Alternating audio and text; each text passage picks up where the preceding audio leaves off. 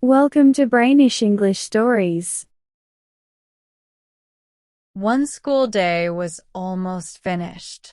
In the classroom, the final lesson was happening, quiet and calm. It was a simple lesson about plants. The desks were messy with small, soft pieces from trees like hazel and willow, which the kids had been drawing. But outside, the sky had turned dark and there wasn't much light left to draw. Ursula stood in front of the class, asking the kids questions to help them understand the plants better. A strong beam of light shone through the window, making the kids' heads glow with a warm, reddish color. But Ursula didn't really notice it. She was busy trying to finish up the lesson before the day ended. She asked the kids more questions to make sure they learned everything they needed to know. She stood in the shadows with the plant pieces in her hand, leaning towards the kids, focused on teaching them. Suddenly, she heard the door click, but she didn't pay much attention. Then she saw a man's face in the light near her, looking at her. It scared her a lot. She felt like she might faint. All her hidden fears came rushing back, making her feel very upset. "Did I scare you?" said Birkin, shaking hands with her. "I thought you heard me come in." "No," she said quietly, finding it hard to speak. He laughed and said sorry, which made her wonder why he found it funny. "It's so dark," he remarked. "Should we turn on the light?" And stepping aside, he flicked on the bright electric lights. The classroom looked different now, not as cozy as before. Birkin turned to Ursula with curiosity. Her eyes looked wide and puzzled, her mouth trembling a bit. She seemed like someone who had just woken up. There was a gentle beauty about her, like the soft light of dawn on her face. He felt a new joy looking at her, feeling carefree. "Are you studying catkins?" he asked, picking up a hazel twig from a student's desk. "Are they as developed as this? I didn't notice them this year." He looked closely at the hazel twig in his hand. "And the red ones too," he exclaimed, noticing the tiny red bits on the female bud. Then he walked around the desks to look at the students' books. Ursula watched him carefully. He moved quietly, making her heart calm down. She felt like she was standing aside, watching him in his own focused world. His presence was calm, like a quiet spot in the busy room. Suddenly, he looked at her, and her heart raced at the sound of his voice. "Can you give them some crayons?" he asked. "So they can color the female flowers red and the male ones yellow." "I'd like them to use plain chalk, just red and yellow. The details aren't so important here. What matters is the main point." "I don't have any crayons," Ursula said. "They must be somewhere. Red and yellow, that's all you need." Ursula asked a boy to go look for them. "It might make the books messy," she told Birkin, blushing. "Not too messy," he replied. "You need to mark these things clearly. It's the main point you want to show, not the personal impressions. What's important is the red spiky parts of the female flower, the dangling yellow male part, and the yellow pollen moving between them. Draw it like a child draws a face, two eyes, a nose, a mouth with teeth like this. And he drew a simple picture on the blackboard. Just then, another person appeared at the door. It was Hermione Rawdice. Birkin went to open the door for her. "I saw your car," she said to him. "Do you mind if I come in to see you while you're working?" She looked at him closely, with a playful intimacy, then let out a short laugh. Finally, she turned to Ursula, who, along with the class, had been watching the interaction between the two. "How are you, Miss Brangwen?" sang Hermione in her unique, almost teasing voice. "Do you mind if I come in?" Her gray, almost teasing eyes stayed on Ursula the whole time, as if trying to figure her out. "Oh no," said Ursula. "Are you sure?" Hermione asked again, with complete calmness and a bit of boldness. "Oh no, I really like it," laughed Ursula, feeling a bit excited and confused because Hermione seemed to be getting close to her, almost like they were friends, but how could they be? That was the response Hermione was looking for. She turned to Birkin, satisfied. "What are you teaching?" she asked, casually curious. "About catkins," he answered. "Really?" she said. "And what's interesting about them?" She spoke in a mocking, playful way, as if making fun of the whole thing. She picked up a twig with catkins, intrigued by Birkin's focus on it. She looked odd in the classroom, wearing a big, old cloak made of greenish cloth with a dull gold pattern. The collar and inside of the cloak were lined with dark fur. Underneath, she wore a fine lavender-colored dress with fur trim, and her hat was snug, made of fur and the same dull green and gold fabric. She was tall and strange, like she stepped out of a strange painting. "Do you know the little red flowers that produce nuts?" he asked her, getting closer and pointing them out on the twig she held. "No," she replied. "What are they?" "Those are the flowers that make seeds, and the long catkins only make pollen to fertilize them." "Oh, really?" Hermione said, looking closely. "Those little red bits turn into nuts if they get pollen from the long ones," he explained. "Little red flames, little red flames," Hermione whispered to herself. She stared at the small buds from which the red stigma flickered for a while. "Aren't they beautiful?" "I think they're so pretty," she said, getting closer to Birkin and pointing to the red filaments with her long, white finger. "Did you never notice them before?" he asked. "No, never," she replied. "And now you'll always see them," he said. "Now I'll always see them," she repeated. "Thank you for showing me. I think they're so beautiful, little red flames." Her focus was strange, almost dreamy. Both Birkin and Ursula were captivated. The little red flowers seemed to have some strange, almost mystical attraction for her. The lesson ended, the books were packed away, and finally, the class was dismissed. Yet, Hermione still sat at the table, chin in hand, elbow on the table, her long white face propped up, not paying attention to anything. Birkin had gone to the window, looking out from the brightly lit room to the gray, colorless outside where rain was falling silently. Ursula tidied her things in the cupboard. Eventually, Hermione stood up and approached her.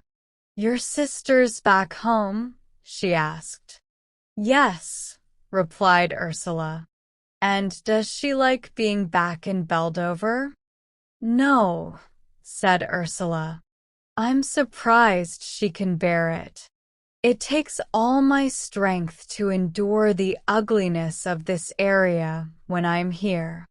Won't you come and visit me? Won't you and your sister come stay at Brettleby for a few days? Please do." "Thank you very much," said Ursula. "Then I'll send you a letter," said Hermione. "Do you think your sister will come? I'd be so happy. I think she's amazing. Some of her work is truly remarkable. I have 2 wood carvings of water wagtails, painted as well. Maybe you've seen them?" "No," said Ursula. "I think they're absolutely marvelous, like a burst of instinct." "Her little carvings are unusual," said Ursula. "Absolutely beautiful, full of primal passion. Isn't it strange that she always prefers small things? She always likes to work on small pieces that fit in one's hands, birds and tiny animals. She enjoys looking at the world through the wrong end of opera glasses. Why do you think that is?"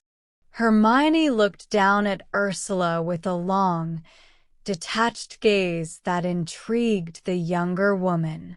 "Yes," said Hermione eventually. "It's curious. The little things seem more nuanced to her." "But are they really? Is a mouse more nuanced than a lion, do you think?" Once again, Hermione regarded Ursula with that lengthy scrutiny, as if she were lost in her own thoughts and barely listening to the other's words. "I'm not sure," she replied. "Rupert, Rupert," she called gently, beckoning him over. He approached silently. "Are small things more nuanced than big things?" she asked, with a playful laugh in her voice, as if teasing him with the question. "Dunno," he said. "I dislike subtleties," Ursula interjected. Hermione looked at her slowly. "Do you?" she said. "I always think they show weakness," Ursula retorted, feeling defensive, as if her status were being challenged. Hermione paid no attention. Suddenly, her face wrinkled, her forehead creased with thought, as if she were struggling to articulate something troublesome. "Do you truly believe, Rupert?" she asked, as if Ursula weren't there. "Do you truly believe it's worthwhile? Do you think the children are better off being awakened to awareness?" A shadow passed over his face, a silent rage. He looked hollow-cheeked and pale, almost otherworldly, and the woman, with her weighty, conscience-probing question, tormented him deeply. "They aren't awakened to awareness," he replied. "Awareness comes to them, whether they like it or not. But do you think they benefit from having it heightened, encouraged?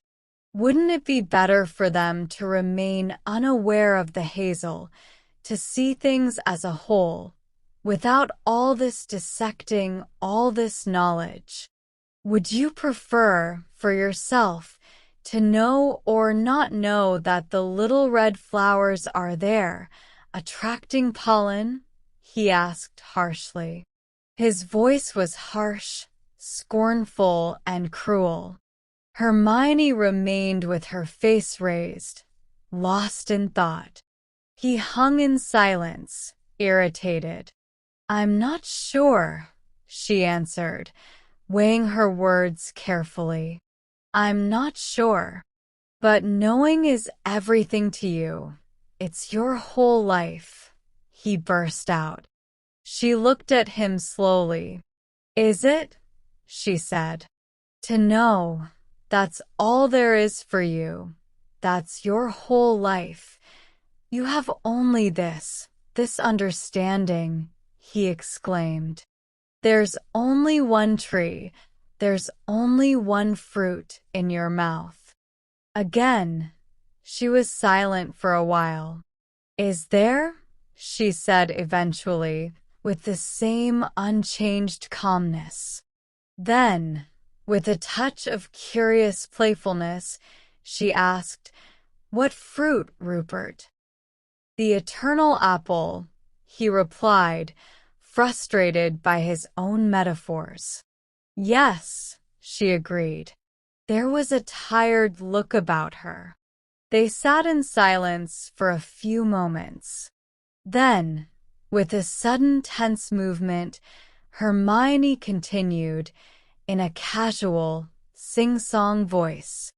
But putting me aside, Rupert, do you think the children are better, richer, happier because of all this understanding? Do you really think they are? Or is it better to leave them untouched, spontaneous? Wouldn't they be better off as animals, simple animals, raw, aggressive, anything, rather than this self-awareness, this inability to be spontaneous?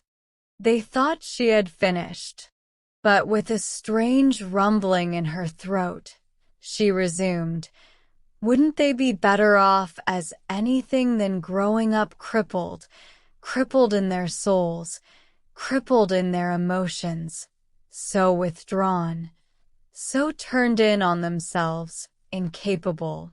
Hermione clenched her fist as if in a trance, of any spontaneous action, always calculated, always burdened with choice, never carried away. Once more, they thought she had finished.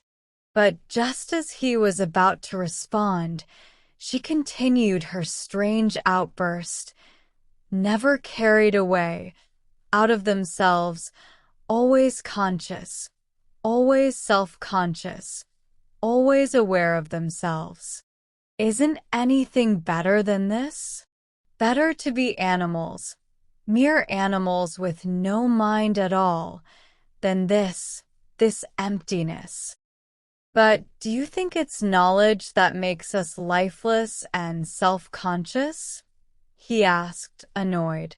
She opened her eyes and gazed at him slowly. Yes, she said. She paused, still looking at him, her eyes distant. Then she wiped her fingers across her forehead with a vague tiredness. It irritated him deeply. It's the mind, she said, and that's death. She slowly lifted her eyes to him. Isn't the mind, she said, her body tensing, isn't it our death? Doesn't it destroy all our spontaneity, all our instincts? Aren't the young people growing up today really dead before they have a chance to live? Not because they have too much mind, but too little, he said harshly. Are you sure? She exclaimed. It seems to me the opposite. They are overly conscious, burdened to the point of death with awareness, trapped within a limited, false set of ideas, he argued. But she paid no attention to this, continuing her own passionate questioning. When we have knowledge, don't we lose everything but knowledge? She asked sadly. If I know about the flower, don't I lose the flower and have only the knowledge? Aren't we trading substance for shadow, forfeiting life for this dead quality of knowledge? And what does it mean to me, after all? What does all this knowing mean to me? It means nothing. You're just playing with words, he said. Knowledge means everything to you. Even your animalism. You want it in your head. You don't want to be an animal. You want to analyze your own animal functions to derive mental pleasure from them. It's all purely secondary and more decadent than the most rigid intellectualism. What is it but the worst and final form of intellectualism, this desire of yours for passion and animal instincts? Passion and instincts, you want them strongly enough, but filtered through your mind, in your consciousness. It all happens in your head, under that skull of yours. Yet you refuse to acknowledge what truly exists. You prefer the falsehood that matches the rest of your beliefs. Hermione hardened herself, poisoned by this verbal assault. Ursula stood, feeling a mix of wonder and shame. It frightened her to witness their intense mutual dislike. "It's all that lady of shallot nonsense," he said, his voice firm and distant. He seemed to be accusing her before an unseen audience. "You have that mirror, your own unyielding will, your immortal intellect, your tightly controlled world, and there is nothing beyond it. In that mirror, you must possess everything. But now that you've reached your conclusions, you want to regress and live like a primitive, without knowledge. You desire a life of pure sensation and passion." He emphasized the last word mockingly against her. She sat, consumed by fury and violation, speechless, like a prophetess of the Greek oracle in distress. "But your passion is a falsehood," he continued vehemently. "It's not passion at all, it's your will. It's your domineering will. You want to grasp things and hold them under your control. You desire power over things. And why? Because you lack a real body, any deep sensual connection to life. You have no sensuality. You only possess your will, your self-important consciousness, and your desire for dominance, for knowledge." He looked at her with a mixture of hatred and contempt, also feeling pained because she suffered, and ashamed because he knew he was causing her pain. He had an urge to kneel and beg for forgiveness, but a fiercer, angrier emotion burned within him. He became unaware of her presence, only a passionate voice speaking out. "Spontaneous," he exclaimed. "You and spontaneity. You, the most calculated being that ever existed. You would be deliberately spontaneous, that's you. Because you want to control everything with your own will, your intentional voluntary consciousness. You want it all confined within that repulsive little skull of yours, which ought to be cracked open like a nut. You'll remain the same until it is cracked, like an insect trapped in its shell. If someone cracked your skull, perhaps they might unleash a spontaneous, passionate woman from you, with genuine sensuality. As it is, what you crave is voyeurism, watching yourself in mirrors, observing your naked animal actions in mirrors, so that you can experience it all in your consciousness, make it all mental." There was a feeling of violation in the air, as if too much had been revealed, the unforgivable. Yet Ursula was now focused only on resolving her own dilemmas. In light of his words, she looked pale and distant. "But do you truly desire sensuality?" she asked, perplexed. Birkin gazed at her, becoming absorbed in his explanation. "Yes," he said, "that and nothing else at this moment. It is a realization, the profound dark understanding that you can't grasp in your head, the deep involuntary essence. It is a loss of self, but it is the emergence of another." "But how? How can you possess knowledge not in your head?" she inquired, struggling to comprehend his words. "In the blood," he replied. "When the mind and the known world are submerged in darkness, everything must be purged. There must be the flood. Then you discover yourself as a tangible entity of darkness, a demon." "But why should I become a demon?" she asked. "Woman wailing for her demon lover," he quoted. "Why, I don't know." Hermione stirred as if waking from death, obliteration. "He is such a dreadful Satanist, isn't he?" she drawled to Ursula in a strange resonant voice, ending with a shrill laugh of pure mockery. The two women ridiculed him, mocking him into insignificance. Hermione's shrill, triumphant laughter mocked him as though he were devoid of gender. "No," he said. "You are the true devil who refuses to let life thrive."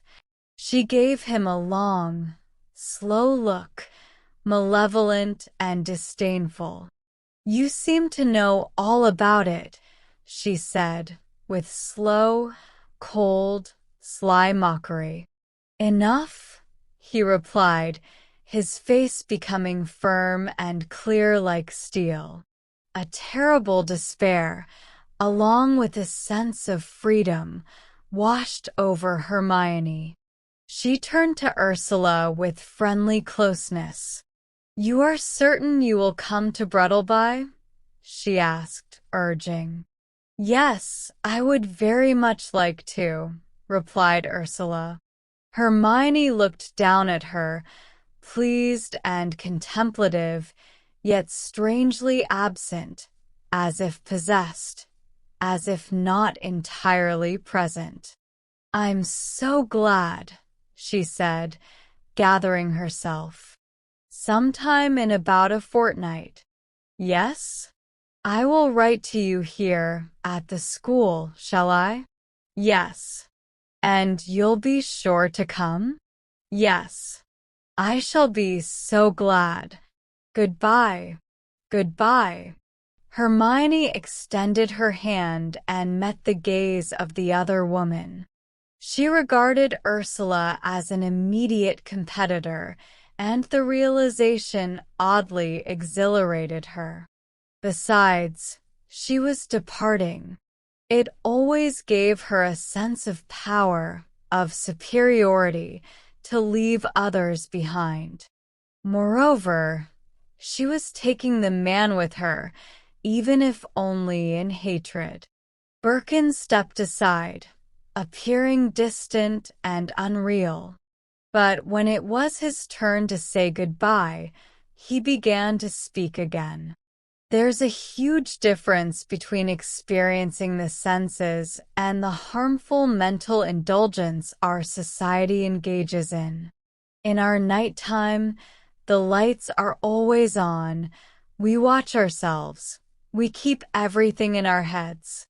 You have to let go before you can truly understand sensual reality. You have to let go of your consciousness. It's necessary. You have to unlearn, to exist before you can truly live."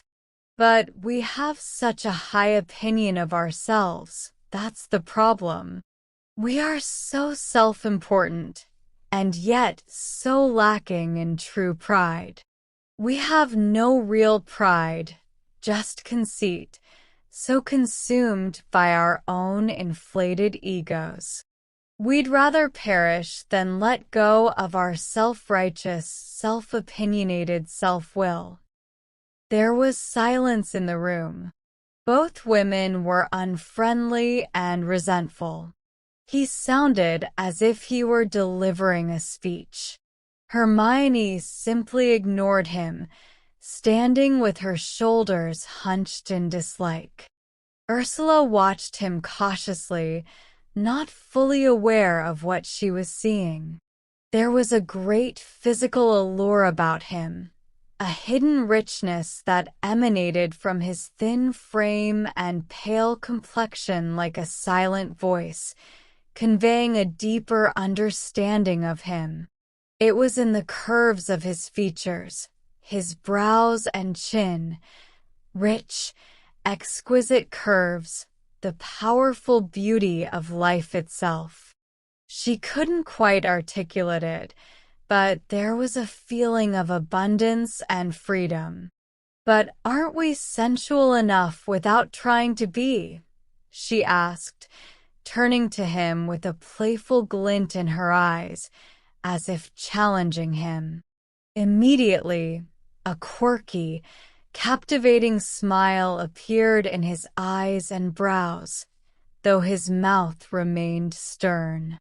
"No," he said, "we're not. We're too self-absorbed." "Surely it's not just about vanity," she protested. "That's precisely what it is." She was genuinely puzzled. "Don't you think people are most proud of their sensual abilities? That's why they're not truly sensual, just sensuous, which is different. They're always too aware of themselves, and they're so conceited that rather than freeing themselves and living from a different perspective, they'd—" "You must want your tea," Hermione interrupted, turning to Ursula with a kind smile. "You've been working all day." Birkin stopped abruptly. Ursula felt a wave of anger and disappointment. His expression hardened as he said goodbye, as if he no longer noticed her. They left. Ursula stood at the door for a moment, then turned off the lights. Sitting back down, she was lost in thought. Then, she began to cry, deeply and bitterly. Whether from sorrow or happiness, she couldn't say.